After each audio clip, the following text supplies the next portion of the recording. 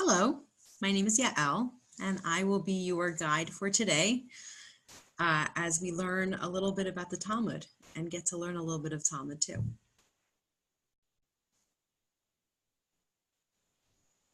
So let's get started.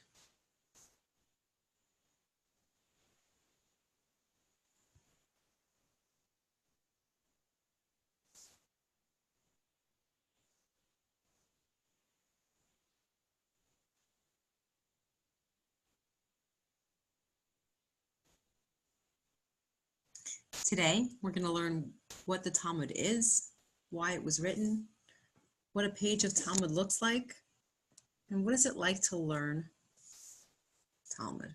We're going to learn a little bit at the end. So if you walk into a library of Jewish classical texts and you look for the biggest encyclopedic looking thing there, chances are you will happen upon the Babylonian Talmud. Here's a picture right here, Talmud Babli. There are actually two Talmuds. There's also the Yerushalmi Talmud or the Jerusalem Talmud. Usually when people refer to just the Talmud, they're referring to the Babylonian Talmud, which we will be learning today.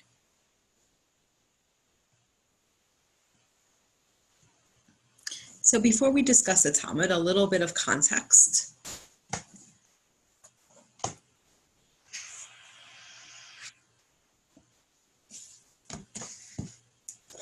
So you've probably seen one of these before if you've walked into a shul. Commonly known as the Chumash or the 5 Books of Moses. This is called we call it the Torah, but it's actually the written Torah. We'll see soon there's an oral Torah too. Okay, but for now, we've got the written Torah, and we've got stories like Noah and the flood, Exodus from Egypt. We also have some laws like keeping Shabbat, honoring parents, some of the kosher laws as well. But we don't have all the details of the stories or the laws. Hold that thought. The Chumash, that's part of the Tanakh, which is the Chumash. Also the prophets, such as the stories of King David and King Solomon, and some of the prophets like Isaiah and Jeremiah, Joshua. Also some other writings like Psalms and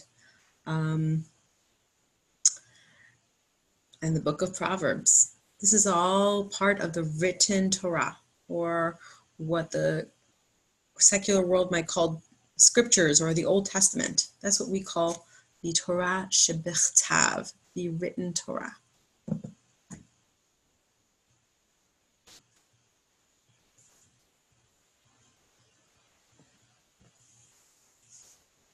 Then we have the Torah Oops, that should work. So before actually we go to the next slide, I like to think of it as a recipe, Torah Shebichtav, a record of the ingredients that you need, the instructions that you need to make a certain dish, for example.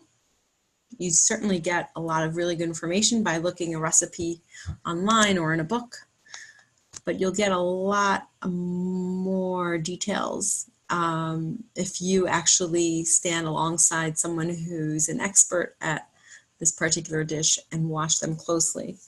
I kind of like to think of that as the Torah Shebe'al Peh, the oral law.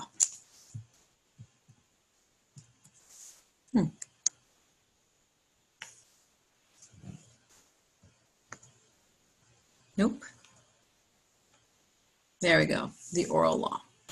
So the oral law was just that. It was orally transmitted from Moses to Joshua to the rabbis of many, many generations for thousands of years. Then at the time of the destruction of the Second Temple, there was a great concern that all these details of the laws would be forgotten with the exile and the dispersion of Jews to the four corners of the earth, like we are today. So, for example, just to illustrate the need for an oral tradition, we have a law, for example, on wearing God's word between our eyes, as it says in the Shema. But nowhere in the written Torah does it say anything about what these tefillin should look like, or what color they should be, or that they should have straps. So that's all part of the oral tradition. So because there was a great fear that the oral tradition would be lost, a rabbi by the name of Judah the Prince, or Rabbi Yehuda Hanasi, around the year 200, compiled all the notes of all the students of the oral law into what was called the Mishnah.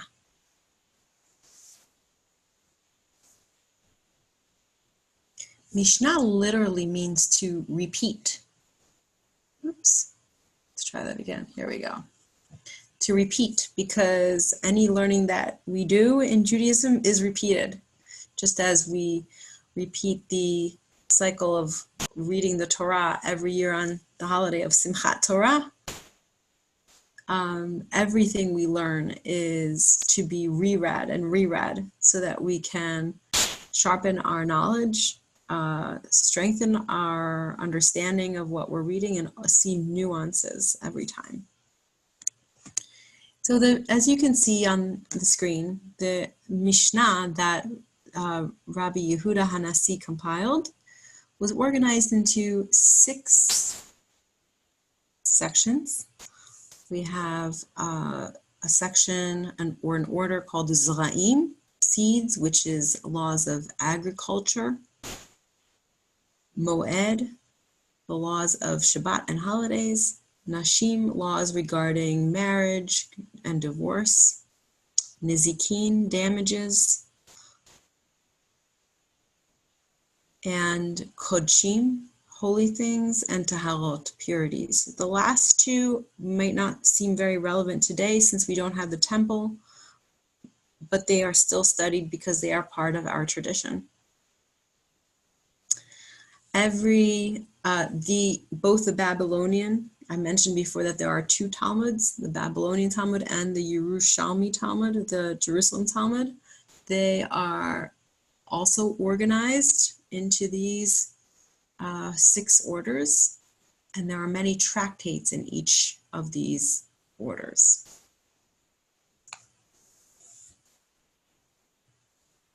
So let's take a look at what a page of Talmud might look like.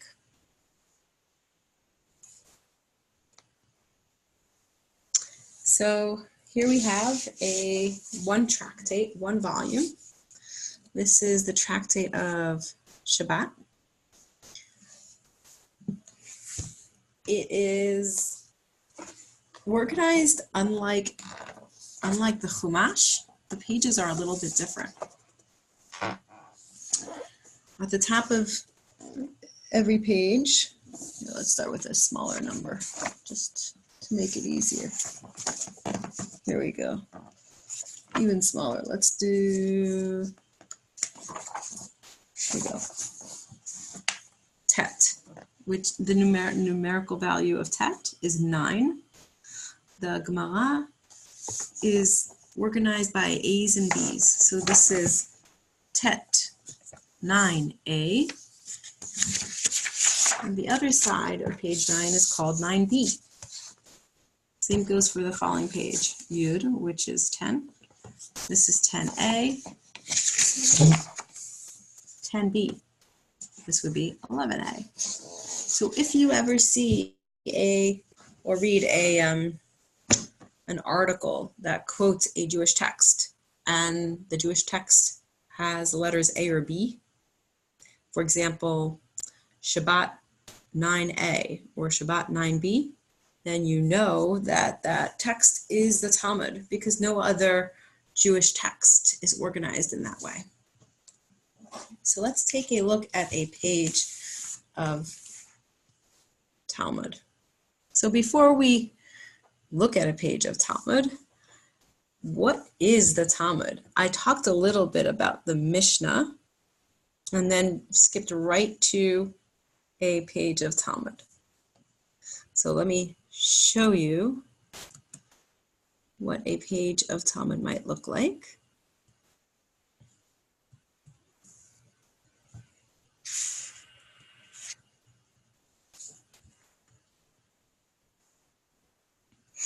Here we have the very first, oops, I forgot to share the screen, sorry about that.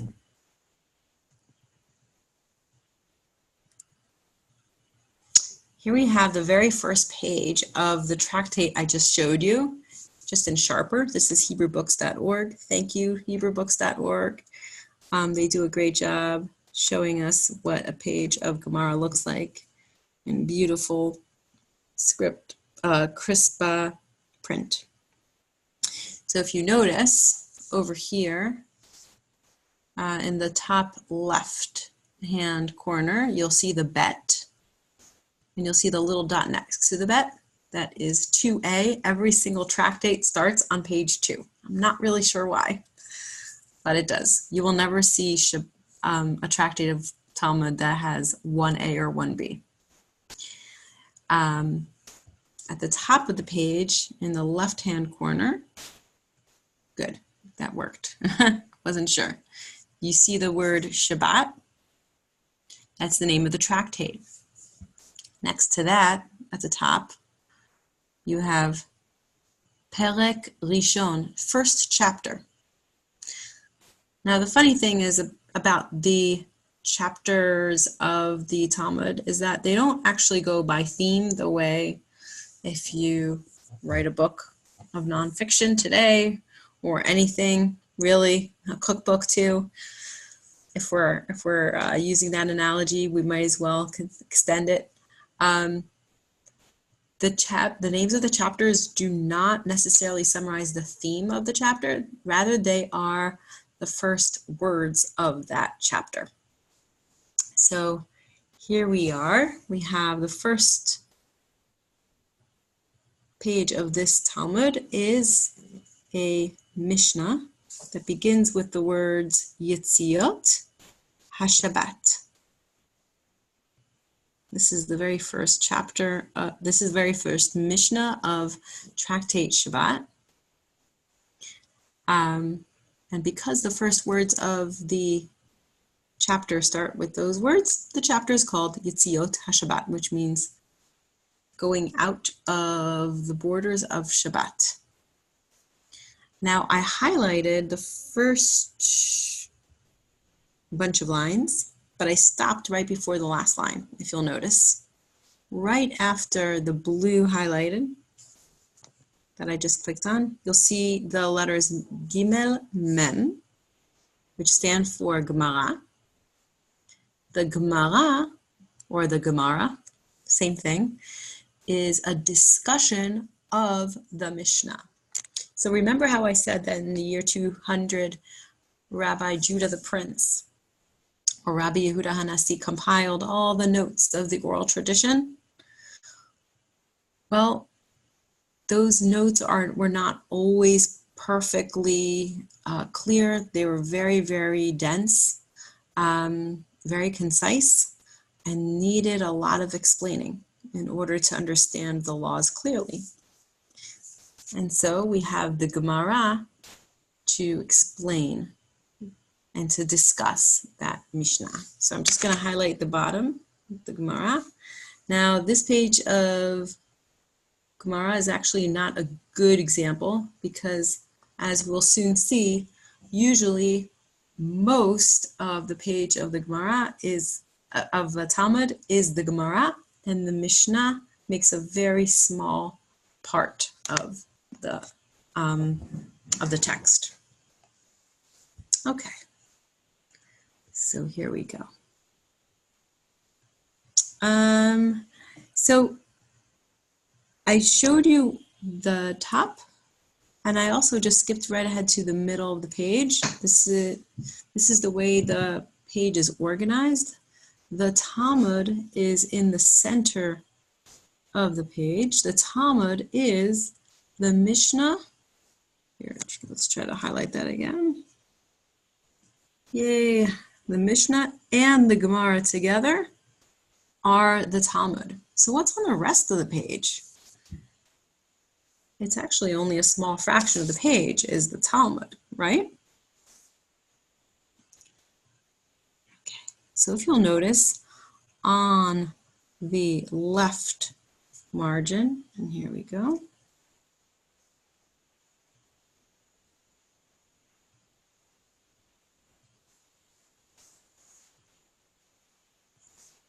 Keep going down.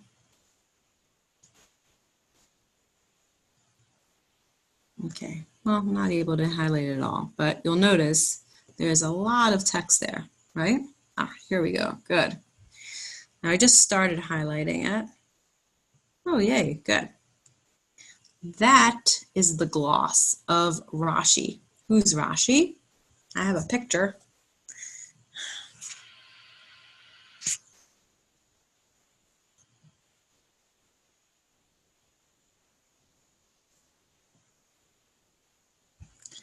Rashi was a scholar, a great scholar, who lived in France and studied in Germany in the 11th century, 11th and 12th century.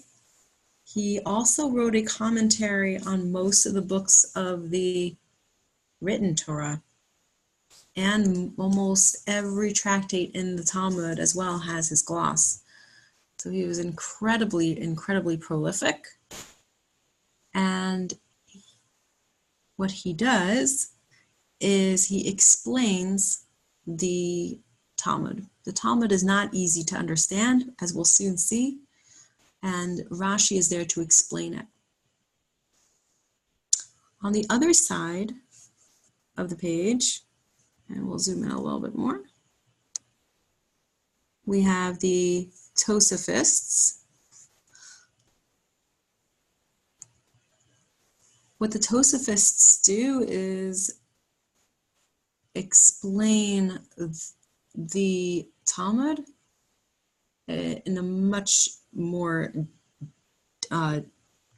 in a much deeper way. Their angle is different from Rashi.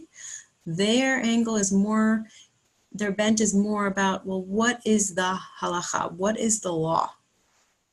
And if there is another passage in the Talmud which seems to contradict this page in the Talmud, they'll go to great lengths to try to resolve those contradictions. Those are the Tosa Fists. There are many authors of the Tosa Fists. Among them were some of Rashi's grandchildren.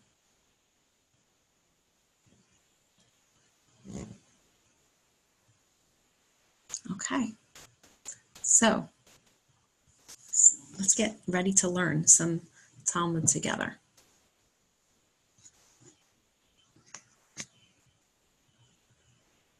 Before we learn some Talmud, there are a few key words that are going to come up in our passage of Talmud that'll help us understand it. So I want to go over those key words first.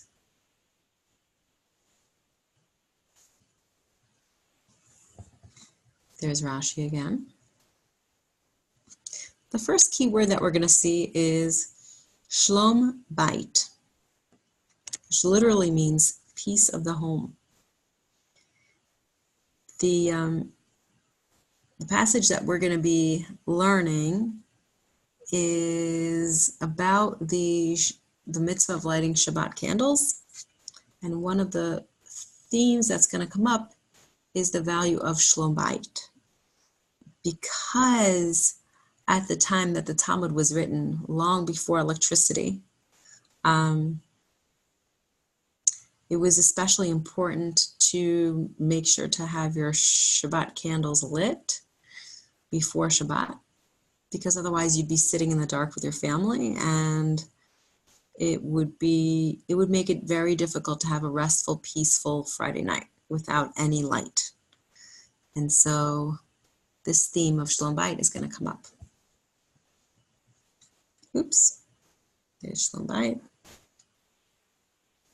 Another phrase that's going to come up is a principle, actually, a halachic principle that the rabbis use to make decisions when we have many mitzvot. You may have heard that we have 613 biblical commandments. Some of them are commandments that we do every day, like saying the Shema or bringing an everyday offering. Some of the commandments we might do less frequently. So we have a principle about the order in which we fulfill mitzvot, and their order is based on their frequency. Tadil, the she'eno tadil, if you have a mitzvah that is a frequent mitzvah, and you have another mitzvah that is a less frequent mitzvah, tadil kodem, the frequent act takes precedence. And we're going to see this come up in our passage. Just as an example, for example, when we had the temple, we had an offering that was brought every day. In fact, it was called the Korban Tamid, which literally means the always offering or the forever offering. Every single day we brought this offering. On Shabbat and holidays, there would be a special offering that we brought for Shabbat and holidays.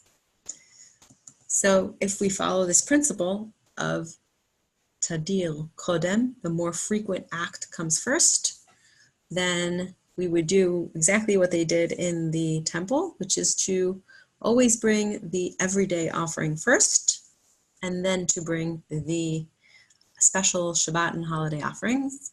In fact, it's kind of like what we do when we have the service on Shabbat or the holidays. We have our regular morning service, and then we have the Musaf service afterwards, which is the special service corresponding to the sacrificial offering for that day. So that's that's vocab word number 2. Then we have 4 vocab words in total. The third and fourth are actually going to be in Aramaic. Most of the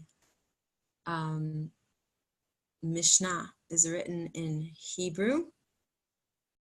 Most of the Gemara, the Babylonian Talmud, is the Mishnah plus the Gemara, is written in Aramaic, which is this language spoken in Babylonia at the time. You may notice some similarities to Hebrew. And here we have Pilsumei Nisa, publicizing the miracle of Hanukkah.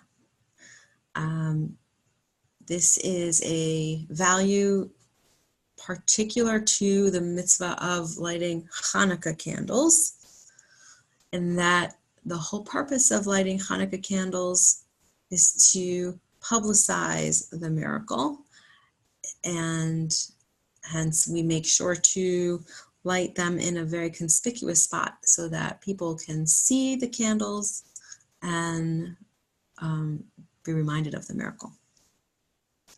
And our very last vocab word, which is also in Aramaic, when I was preparing this class, I went over the passage of the Gemara with my Talmud teacher, Wendy Amsalem, at Yeshivat Maharat, and she said, wouldn't it be nice to teach a word that comes up a lot in the Talmud? And that word is ba'e, and it comes in many forms. It can mean either to ask, need, or request. So let's get started.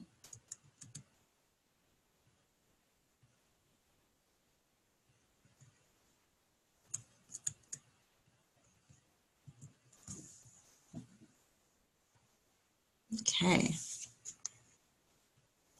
So here we have HebrewBooks.org. I'm going to find the page that I'd like to learn with you. It's in Shabbat, so that doesn't change, but I just want to show you the drop-down menu right here. For all the tractates we could use, there are many of them, just to give you a sense of how extensive the Talmud is. And here we have the page, and if you'll notice, I don't know if you can tell because the dots are so tiny on the screen, but you might be able to see that's bet, gimel, daled, daled, hey, hey. The first bet has 1 dot for A, the second bet has 2 dots for B. We're going to go down all the way to 21, which is Chaf. Actually 20B. Chaf Amud Bet. 20B. Here we go. Now 20B, if you'll notice, we are still in Tractate of Shabbat. Perek Rishon, the first chapter, however, it's the end of the first chapter. You'll notice that there's a break right here. Oops. I'll show you in a second. Okay. Yetziot HaShabbat, just like we saw before, that's the name of the first chapter. The goings out of Shabbat. But here the page number is different. It's Chaf, or 20, Bet. Let me enlarge this. Okay, great. Just want to show you the beginning of this chapter. The second chapter is, let me zoom out a little bit, is Bameh Madlikin. Just going to zoom in. Bameh Madlikin literally means, with what do we light? Some of you may recognize the words if you've been to the Friday night services. It is smack in the middle of the Friday night service. We learned some Mishnayot about the laws of candle lighting on Shabbat. What wicks are appropriate for Shabbat candles, what fuel is appropriate for Shabbat candles, bameh madlikin uvameh ein madlikin. There's a list of materials we can use and we can't use for Shabbat candles. Now you'll notice I only highlighted the Mishnah, and the next part is the Gemara, and that begins the discussion of the Mishnah. Now, as my teacher Wendy said today, when we were going over this, like any really good discussion, it can go in many different directions. And that's exactly what happens. We have the Gemara starts discussing this Mishnah. And what I'd like to do actually is go a few pages ahead. And it is still, the Gemara is still going on. The Mishnah has made its little statement about its list of materials that we can and can't use for Shabbat candles. And the Gemara continues. I'd like to go to page Chaf Gimel.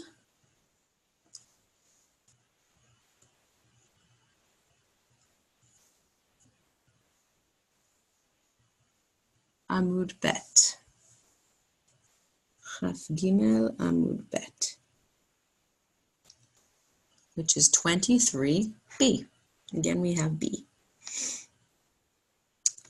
By the way, because, okay,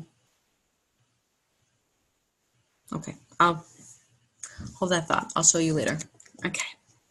So here we have 23b. Again, we are on Tractate Shabbat, Masechet Shabbat. Perek, this time Perek Sheni. The second chapter. And this time, the chapter is called Bameh Madlikin. Why is it called Bameh Madlikin? Because the first words of the Mishnah, as we just saw, har bameh madlikin, with what do we light? And here we have the page number, of course. Chaf Gimel Amud Bet. The two dots mean bet, B, 23B. Now, this entire page that we're looking at, I'm just going to zoom out a little bit. You'll notice this middle column,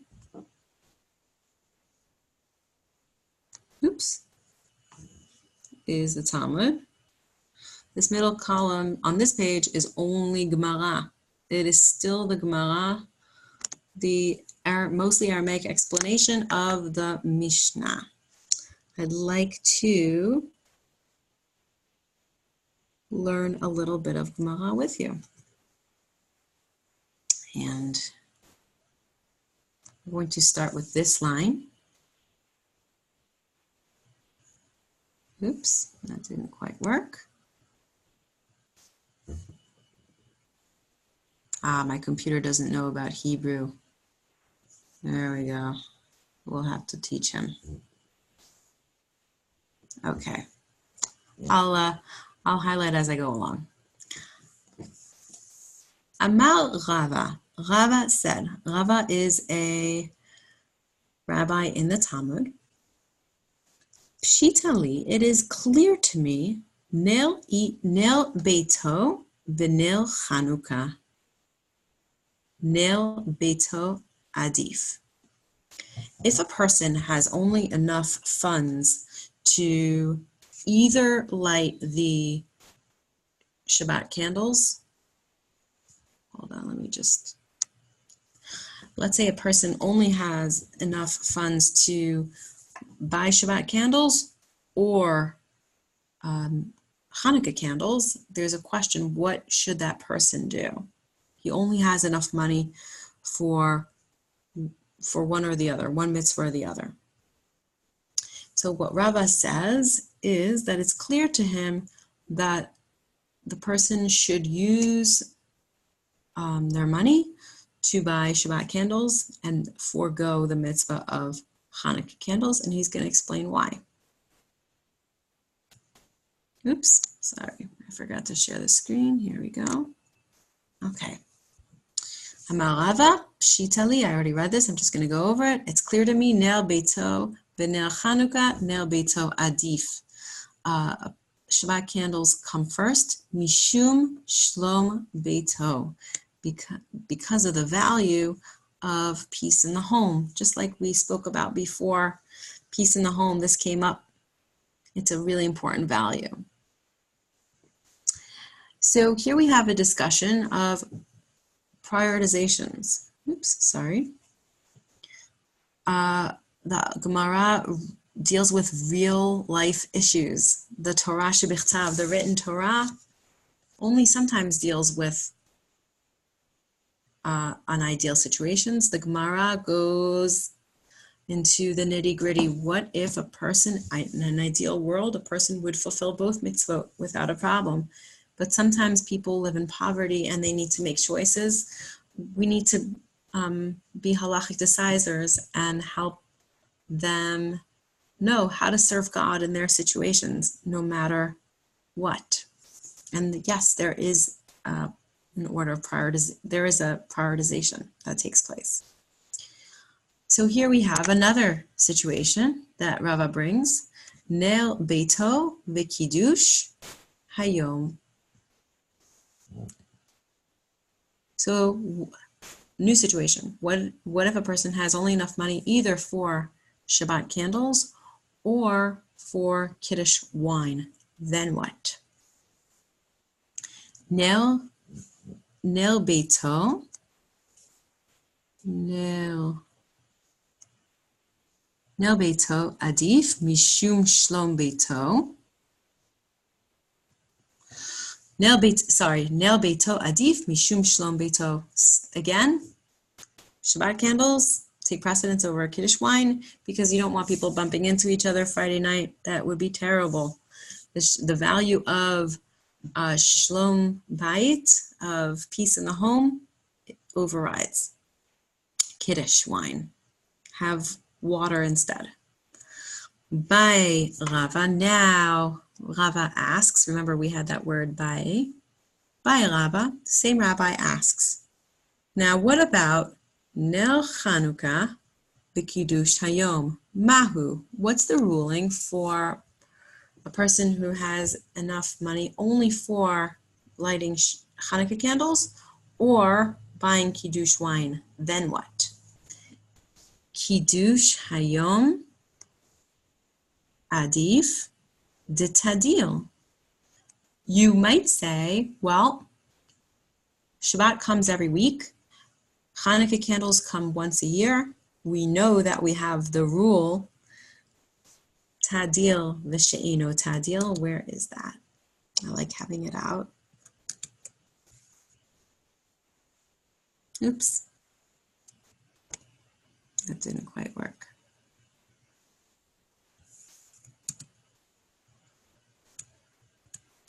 Bear with me.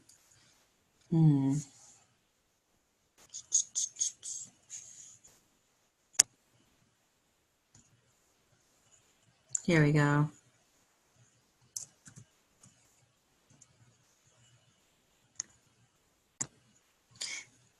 Tadil v'she'eno tadil, tadil kodem. Right? A frequent act and a non-frequent act. The frequent act takes precedence.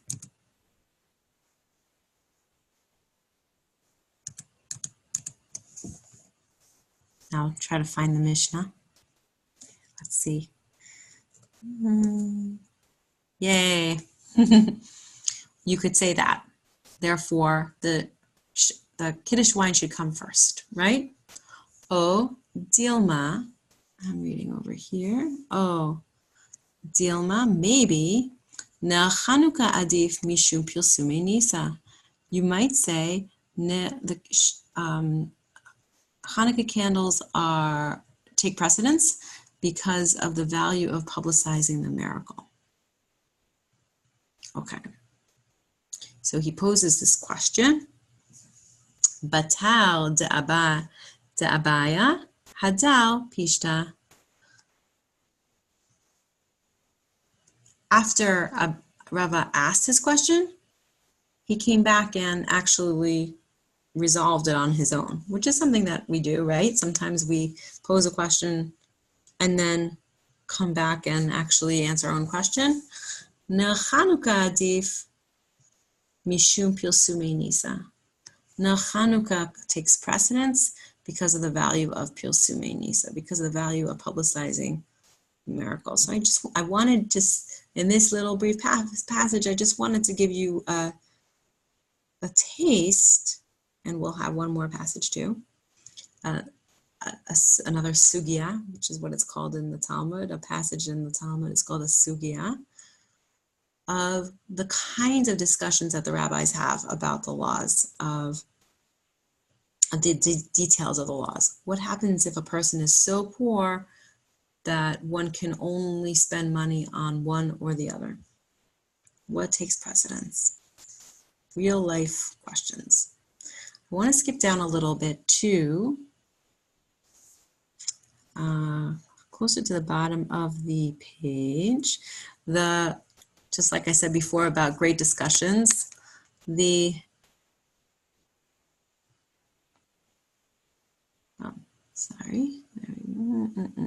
is a little, there we go. Just like I said before about great discussions, the Gemara goes on a few tangents and comes back to the discussion of lighting Shabbat candles. So let's go back to the Gemara. Here we go. We left off with this. And by the way, if you'll notice, those colons indicate the end of a passage in the Gemara. And you might notice that in the Torah as well, in the 5 books of Moses, the scriptures, the Tanakh as well. Okay.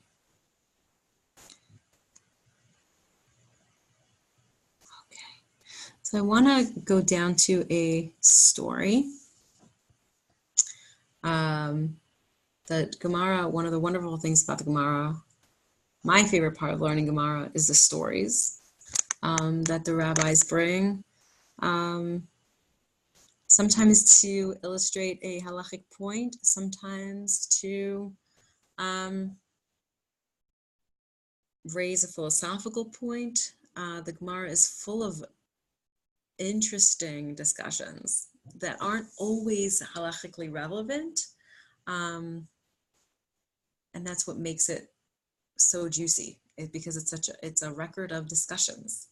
So sometimes you might come up on some very ancient medical advice on what to eat, what not to eat, how to conduct yourself.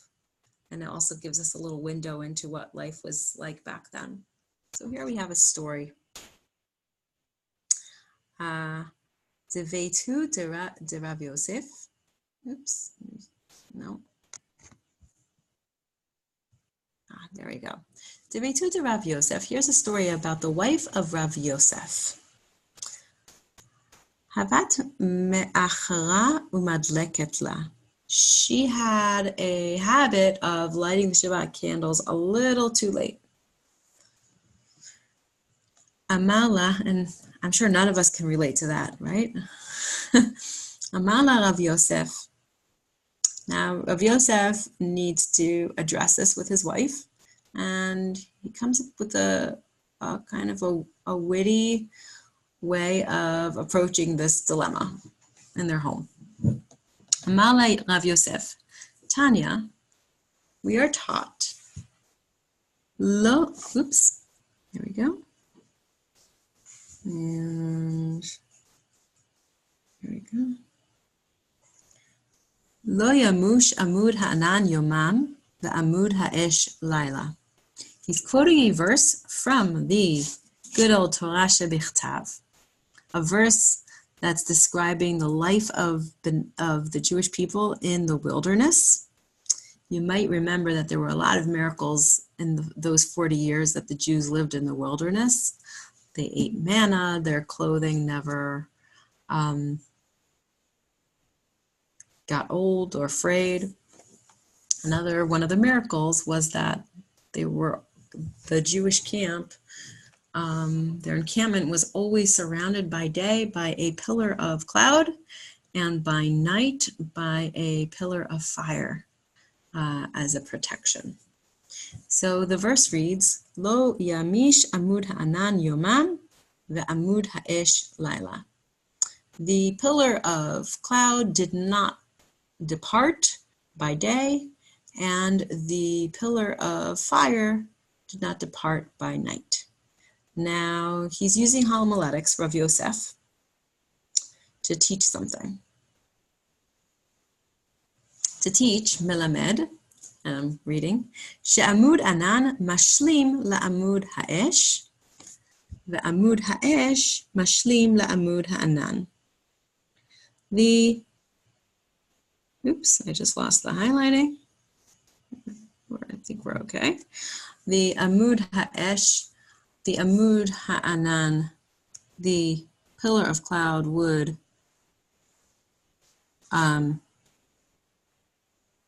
cover for the amud ha'esh, the pillar of fire. So for example, it's night, the morning is starting to break.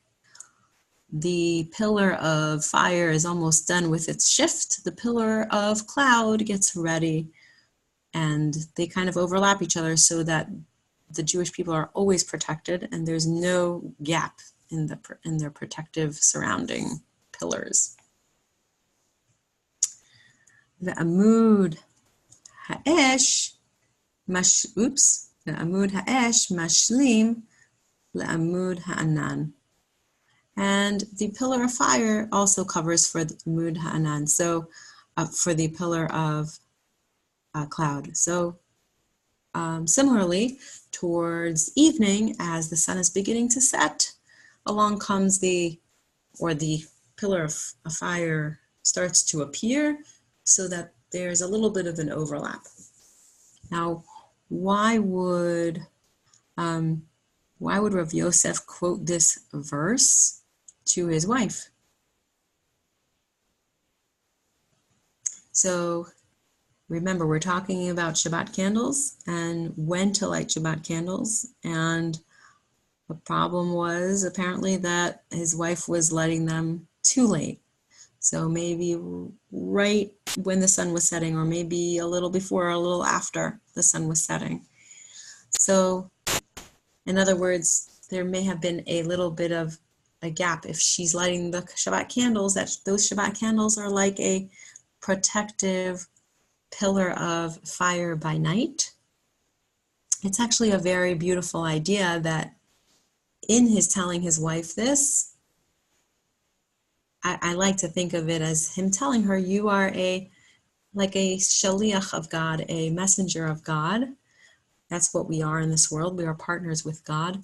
We are no longer living in the wilderness as the Jews were, where they were surrounded by miracles. However, we are given this task before Shabbat to make sure that we have a protective light in our home so that we can create a peaceful environment, so that we're not bumping into each other and getting irritated with one another. And this is your task, my dear wife. At least that's my interpretation. So here we have the pillars. So it looked like his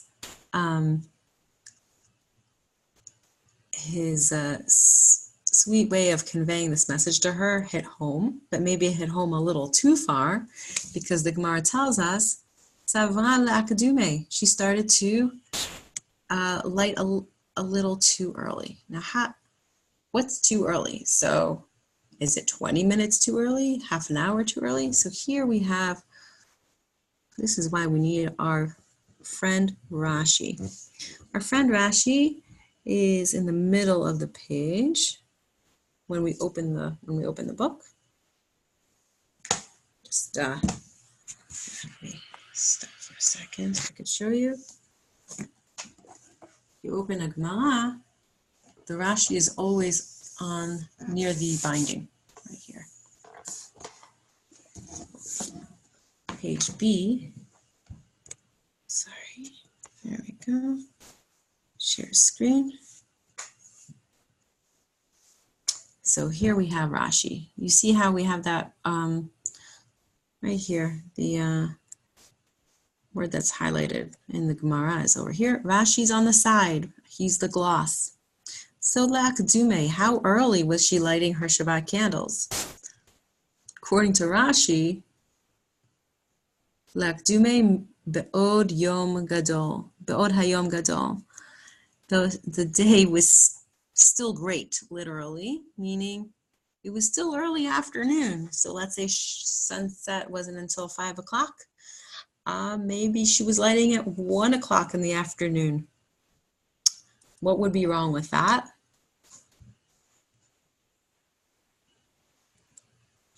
We'll see. Okay. Amarla, this time it's not her husband who corrects her behavior. Rather, Amarla hahu saba, a certain old man, a nameless old man, tells her, Tanina. What does Tanina mean?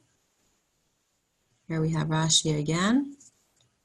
Tanina, shone ani, I teach, I have taught, like the Mishnah, shone, I teach.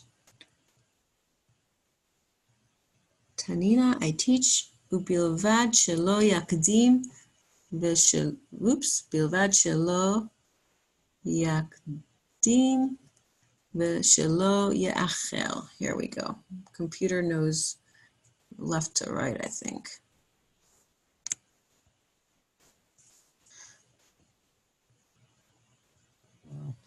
Ubilvad shelo yakdim v'shelo ya'achel. You should not light the Shabbat candles too early or too late. Well, we understand why we shouldn't light them too late. We need that light for Shabbat. We need it to create that ambiance for Shabbat. But what's wrong with lighting it too early? So here we need Rashi again. Shelo yakdim, delo minakra shehi shel Shabbat. If you light the Shabbat candles too early, then you can't tell that those candles are for Shabbat. You might think that you're lighting them to light up a little dark corner of your house so that you can see a little better during the day. But if you light them closer to sunset, then it's clear, and there's still enough fuel for the night, for the entire meal, then it's clear that it's for Shabbat. So here we have a story in which the Gemara is using the story to teach us the halacha of when to light Shabbat candles, but it's so much more than that.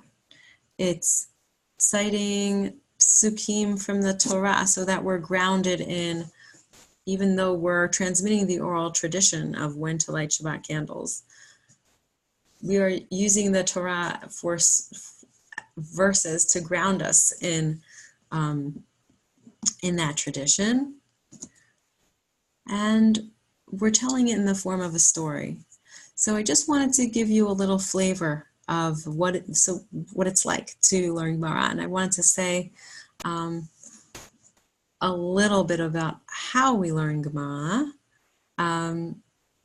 It's hard to learn Gemara on your own. There are resources online for sure, which make it possible. And there's so many translations as well that make it possible to learn Gemara on your own. Even if you don't know the language, you can still learn. But it's even with only the English translation, it's still very, very, very dense and very difficult. So you need a good teacher, and that teacher could be someone you find online. The way that Gemara is usually learned, Talmud is usually learned, is the chavruta, with a study partner, because you can sharpen each other's thinking, you can challenge each other, you can support each other. Usually you bring skills that can help your partner, and your partner can bring skills that can help you understand better. And it's a wonderful experience. So every day in Yeshivat Maharat, we start the day with chavruta learning, and then we have class, and we get to learn what we understood and what we may have misunderstood. So that's Aseh lecha rav ukne lecha chaver, is from the Mishnah in Pirkei Avot. You need both. You need a teacher, but you also need a chaver. You need a partner. And so just wanted to give you a little bit of a taste of what the Talmud learning is like. That it's many rabbis telling their stories, sharing their wonderings, and there's a lot of debate back and forth, which we didn't see so much today, but I hope this is the beginning of a journey for you, and that it maybe it whet your palate a little bit, and I hope to learn more with you in the future.